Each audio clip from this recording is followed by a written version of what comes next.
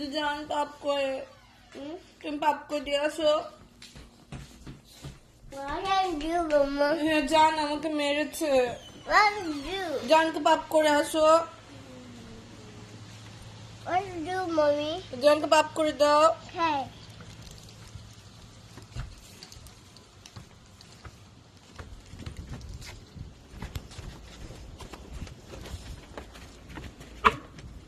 এখানে স্পুন কে রেখেছে? আল্লাহ এখন আল্লাহ কে স্পুন এখানে ফেলেছে? সরি কে? সরি। কে?